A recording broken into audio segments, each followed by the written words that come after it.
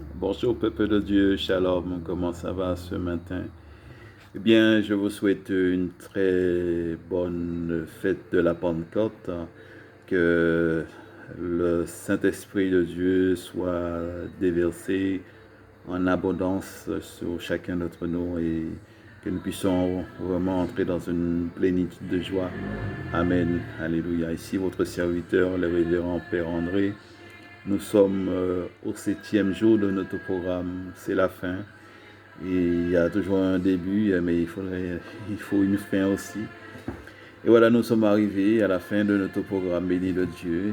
Je suis très content, très heureux vraiment d'avoir participé avec vous, échanger avec vous vraiment sur les mystères de Marie. Et je vous invite toujours à poursuivre et à toujours continuer à suivre mes programmes de prière. Et bientôt, au mois de juin, nous aurons encore un programme de prière très intéressant. Alors, je ne peux que vous dire de rester assidus aux enseignements, assidus au message du Seigneur et toujours rester vraiment vigilant aussi car l'ennemi, il rôde. Et nous sommes les enfants de Dieu, nous marchons vraiment la tête haute parce que nous sommes plus que vainqueurs. Nous connaissons qui nous servons, nous savons que la victoire appartient à Christ et vraiment il est avec nous, Dieu est avec nous. Et quelles que soient les épreuves, quelles que soient les difficultés, eh bien le Seigneur sera toujours à nos côtés. Amen, amen, amen, alléluia. Eh bien, mes amis, hier, nous avons parlé de Marie, co-rédemptrice. Et aujourd'hui, nous allons parler le thème du jour, c'est Marie, intercesseuse. Nous allons voir aux noces de Cana comment Marie a vraiment pris une décision très importante, comment elle a vraiment, par son humilité, et vraiment pris les choses en main. Alors, sans plus tarder, nous allons lire l'évangile du jour qui se trouve dans l'évangile selon Saint Jean, chapitre 2, les versets, nous allons prendre les versets 1 à 12. Évangile selon Saint Jean, chapitre 2, les versets 1 à 12. Lisons ensemble.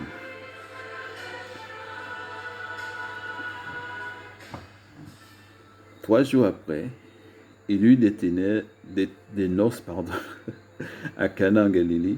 La mère de Jésus était là. Et Jésus fut aussi invité aux noces avec ses disciples.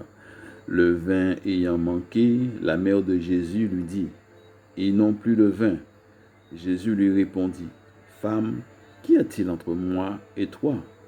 Mon heure n'est pas encore venue. » Sa mère dit au serviteur, « Faites ce que vous dira. » Or, il y avait là 6 vases de pierre destinés aux purifications des Juifs et contenant chacun 2 ou 3 mesures. Jésus leur dit, « Remplissez d'eau ces vases. » Il les remplit jusqu'au bord.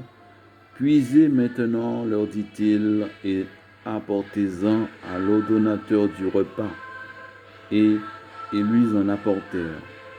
Quand l'ordonnateur du repas eut goûté l'eau changée en vin, ne sachant d'où venait ce vin, tandis que les serviteurs qui avaient puisé l'eau le savaient bien, il appela l'époux et lui dit, « Tout homme sert d'abord le bon vin, puis le moins bon après qu'on s'est enivré. Toi, tu as gardé le bon vin jusqu'à présent. » Tel fut à Cana en Galilée le premier des miracles que fit Jésus. Il manifestait sa gloire et ses disciples crurent en lui. Après cela, il descendit à Capernaum avec sa mère, ses frères et ses disciples, et n'y demeura que peu de jours. Amen, parole du Seigneur. Nous rendons grâce à Dieu pour cette belle parole aujourd'hui. Alléluia. Oui, Jésus est, il n'y a qu'un seul médiateur entre Dieu le Père et les hommes, c'est-à-dire Jésus-Christ de Nazareth. C'est parfaitement vrai. c'est la parole de Dieu sans problème. Entre Jésus-Christ et les hommes, il y a Marie qui est co-rédemptrice, c'est-à-dire associée pour à notre rachat, pour nous sauver de la vie éternelle. Elle est vraiment, c'est ce que nous avons vu hier, elle est vraiment, elle a participé à notre rachat, c'est pour ça qu'on dit qu'elle est co-rédemptrice. Et de ce fait, elle intercède pour nous auprès du Fils Jésus-Christ. Lorsque nous avons des problèmes, nous avons accès vraiment auprès du Fils à travers elle. C'est une chose très importante de pouvoir bien comprendre cela. Ce sont des bénédictions et c'est vraiment une grâce supplémentaire de pouvoir bien saisir la chose. Nous voyons que Marie, tout au long de sa vie terrestre et tout au long du ministère de Jésus, elle n'a jamais cherché à prendre la place de Jésus. Et ça, c'est très important de pouvoir comprendre ça. Elle est pratiquement effacée dans les Écritures. Et c'est pour cela que beaucoup de personnes ne comprennent pas la place dans l'Église.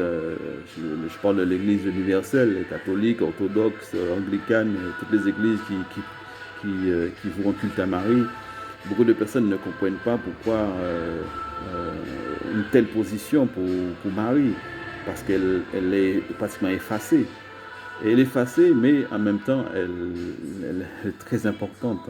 Et c'est ce que nous avons vu tout au long de la semaine, qu'elle est vraiment l'arche de l'Alliance, le temple du Saint-Esprit, le tabernacle de la gloire de Dieu.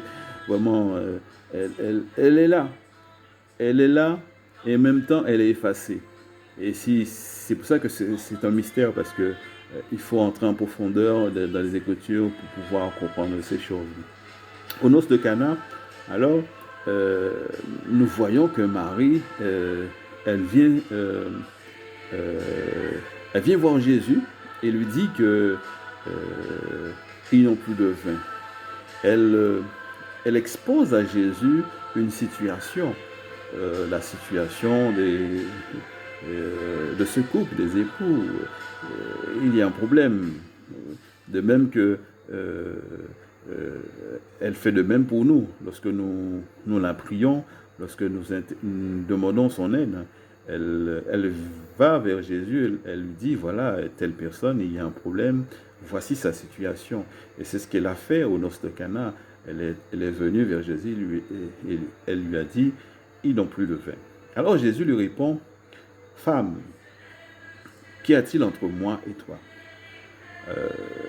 Ici, lorsque nous lisons l'évangile, le passage de l'évangile, les versets Jean chapitre 2, les versets 1 à 12, 4 fois on parle de Marie, mais 2 fois on parle de la mère et 2 fois on parle de sa mère. Les 2 fois où on parle de la mère, c'est les 2 fois avant que Jésus lui dise femme. Et quand femme, lorsque on parle de la mère, on voit c'est la matrice, c'est celle qui a donné naissance à Jésus, celle qui l'a éduqué, celle qui a apporté les soins nécessaires. C'est vraiment la matrice. Et c'est cet attachement charnel, fils, mère, fils. Et là, quand Jésus dit femme, qu'y a-t-il entre moi et toi? Jésus coupe vraiment cette affiliation. Jésus vraiment entre vraiment dans son ministère. Et Marie devient... Marie est toujours sa mère, mais Marie, elle prend une autre dimension, la dimension de disciple qui marche après elle. Et curieusement, Jésus n'a pas dit oui, je vais faire quelque chose, ou bien non. Mais Marie, elle prend l'initiative de dire aux serviteurs, faites tout ce qu'il vous dira de faire. Faites tout ce qu'il vous dira de faire. Marie dit oui pour Jésus. le même oui que Marie a dit à Gabriel, l'ange Gabriel, je suis la servante du Seigneur, qu'il soit fait selon ta parole. Ce même oui, eh bien, Marie, elle l'a dit aussi au serviteur. Elle a vraiment intercédé vraiment pour les personnes qui étaient là. Et ce moment-là est très très important dans le ministère de Jésus. C'est elle qui donne le top départ du ministère de Jésus. C'est elle qui dit, voilà, c'est le moment de commencer. Il est temps de commencer. Et Marie, avec sa grande foi, son humilité, dit, faites ce que vous irez de faire. C'est comme si elle disait, je n'ai rien à craindre, faites ce que vous dira de faire. Et lorsque Jésus changeait l'eau en vin, eh bien, l'ordonnateur du repas, les serviteurs qui ont vu ça, ils savaient ça, mais l'ordonnateur du repas, lui ne savait pas ça. Donc, il a dit, bon ben, donnez le bon vin, après nous allons leur donner le bon vin, le mauvais vin après. Mais il dit quelque chose qui est intéressant. Il dit, il dit à l'époux, toi, tu as gardé le bon vin jusqu'à maintenant. C'est bien ça, hein? Il dit, il appela l'époux et lui dit, tout homme sert d'abord le bon vin, puis le moins bon après qu'on s'est enivré. Toi, tu as gardé le bon vin jusqu'à présent. Le bon vin, c'est Jésus. Et le bon vin était là, était préservé. Et il a fallu que ce soit le bon moment. Et c'était le bon moment. Et la personne qui donne le top départ, eh bien c'est Marie. C'est elle qui est là. Alors il joue un rôle vraiment important pour nous dans notre vie de tous les jours. Marie est vraiment la médiatrice de toutes les grâces. Et par son intercession céleste, elle prie pour nous, elle intercède auprès du Père pour nous. Lorsqu'elle voit les personnes dans le besoin, les personnes dans les souffrances, son intercession vraiment est très importante pour chaque être humain. Et c'est pour cela que la place de Marie, elle est vraiment une place de choix, une place vraiment bénie par Dieu, et que le Seigneur répond vraiment à ses demandes. Lorsque Marie demande quelque chose à Jésus, Jésus, il dit oui, parce que Marie, vraiment, elle est notre avocate. Elle plaide pour nous, vraiment tout à fait auprès du Fils. Et c'est pour nous une grande joie. Dieu parle tantôt d'une manière, tantôt d'une autre. Dieu parle par Marie, par le Saint-Esprit aussi. Dieu parle par les anges, parle par les serviteurs de Dieu, par des songes, par des visions. Dieu parle par plus autres manières. Et bien souvent, malheureusement, beaucoup de personnes n'y prennent pas garde au message de Dieu. Dieu nous envoie des messages. Dieu vraiment déverse sa grâce pour nous, nous avertit toujours des choses. Et ces messages nous parviennent par les personnes choisies, par la Vierge Marie, par les anges, par les saints. Vous pouvez avoir des visions aussi, voilà. Mais en tout cas, Dieu nous laisse une palette de choix pour que nous ne restons pas sur le chaos. Et le Seigneur veut vraiment notre bénédiction, veut vraiment que nous soyons sauvés. C'est ça le plus important. Et Marie, vraiment, elle a une plénitude de grâce, parce que là, vraiment, je dirais deux plénitudes de grâce. Parce que premièrement, elle a reçu l'incarnation du Verbe, et deuxièmement, elle est pleine de grâce. Et quand une personne est remplie de grâce comme ça, eh bien, c'est une joie de pouvoir nous adresser à elle. C'est avec beaucoup d'amour, beaucoup de sincérité que nous puissions vraiment lui demander les choses. Elle nous comprend. Et je ne peux que t'encourager ce matin vraiment à aller de ce sens. Et si tu as des soucis, si tes problèmes sont que tu penses insurmontables, il n'y a rien d'insurmontable. Marie, par sa foi, eh bien, elle a dit rien n'était possible à Dieu. Et c'est ce que l'ange Gabriel lui a dit, rien n'était possible à Dieu. Par la foi, rien n'était possible à Dieu. Et Marie nous montre par cela, par son intercession dans les lieux célestes, qu'elle veille sur nous, qu'elle est compatissante à nos problèmes, à nos difficultés, nos tracas de la vie, nos faiblesses, toutes ces choses. Elle est co-rédemptrice aussi, c'est ça. C'est pour ça que son rôle est vraiment important pour nous. Jésus a dit que nous devrions vraiment continuer à persévérer, parce que dans les temps de la fin, les choses vont devenir très dures, les choses vont devenir très épouvantes. Et chaque personne doit pouvoir se cramponner dans la parole de Dieu, dans la prière.